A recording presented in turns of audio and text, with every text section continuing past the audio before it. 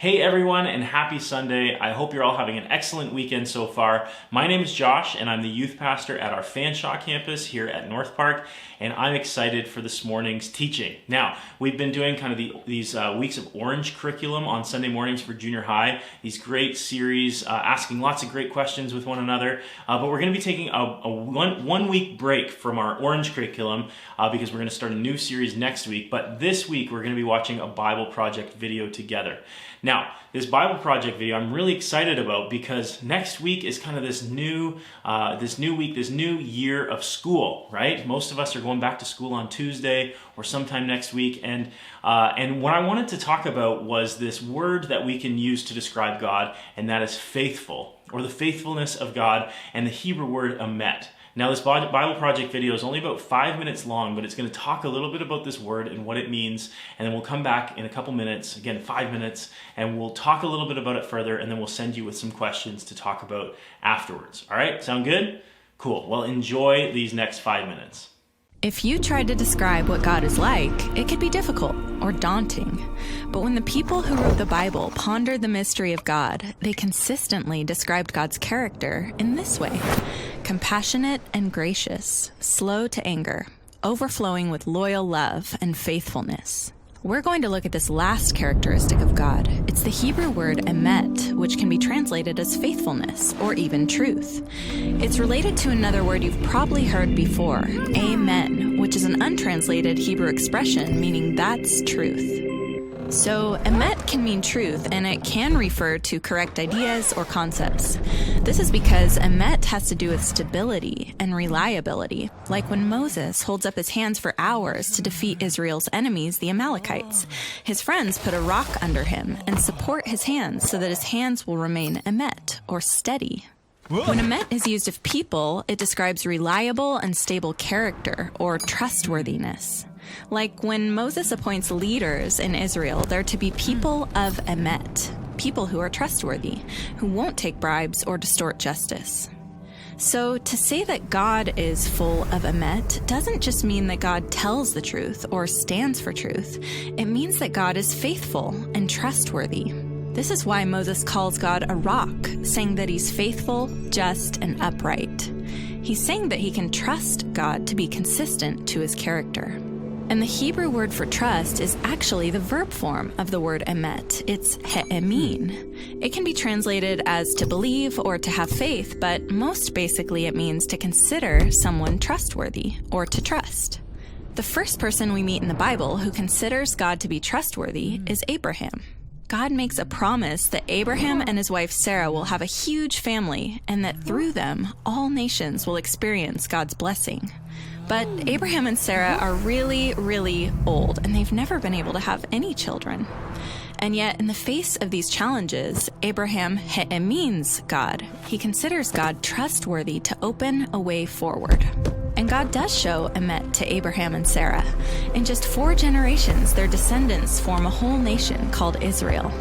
And God invites Israel into a trusting and faithful relationship. And when God leads them out of slavery in Egypt, Israel he'emins in God. They trust and rely on him. But when they come to the land God promised to Abraham, and they find out it's filled with giant cities protected by giants, their trust in God's emet fails. But eventually, we meet an Israelite who does trust God in the face of giants. It's David. He yells at the giant, "You come with a sword and a spear, but I come with the name of the God of Israel." David consistently relies on God. In fact, it said that David walked in emet before God. So David considers God to be faithful and responds with faithfulness. This is why God promises to raise up a faithful descendant of David, whose kingdom will endure forever, or in Hebrew, have emet. This faithful king will become the source of trust and stability for others forever. But when the kingdom later collapses, the Israelites find themselves without a home and without a king. And they cry out, "Oh God, where is your loyal love that you swore to David in your emet?" They're accusing God of abandoning his promises to Abraham and to David. Is God trustworthy? Is he faithful after all? The first line of the New Testament is an answer to that question. This is the lineage of Jesus the Messiah, the son of David, the son of Abraham. In other words, through Jesus, God fulfills his promises. Or as Paul says, Jesus came on behalf of God's faithfulness. He is the faithful king whose kingdom will endure forever and who invites all nations to trust God. Now, trusting anyone is risky. It's hard to know if anyone is really full of emet.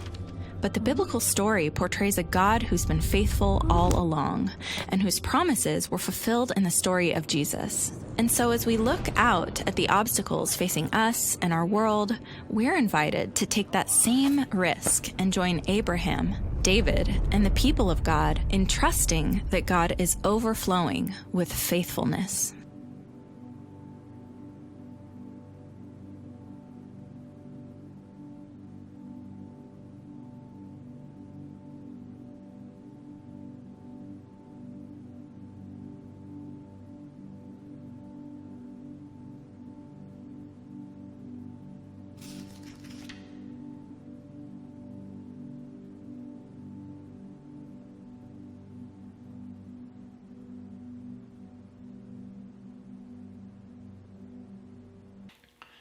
Isn't that amazing? The faithfulness of God. Amen, right? That's truth. I love that. I love that video. I love understanding the faithfulness of God and the fact that he follows through on his promises to us. It's just an amazing thing about our God and our Creator. And so what I said I'd do is give you some things to talk about after this video is done. So here's what I want you to do. I want you to do a quick Google search. You can say promises of God, something as simple as that. And then usually one of the first items on your Google list is like a BibleStudyTools.com or something like that, like these great Bible study tools that you can use to look through and read through the promises of God. I know I did the quick Google search and I found 50 promises of God, and what I want you to do is read through one of those lists and see which one sticks out to you most. What's the one that resonates with you most? And then I want you to share that with your family. And then the next thing is, what is it that you feel like God has promised to you in this next season? Again, that list of promises, what is it that just makes most sense for this entering into this new school year, the thing that's going to stick with you throughout this next school year? I think it's really important to identify the things that God promises us, and then remembering that he is going to stick to it. He is going to remain faithful because he is a faithful God. And so that's it for us this morning. I hope you can take a couple things away, think about them a little bit, because again, we serve a faithful God, and I know that excites me, and I hope that excites you and gives you some hope going into this next school year. So I hope you have a great rest of your weekend. We will talk to you very, very soon. We'll see you next week, and I hope you have a great week. See you guys.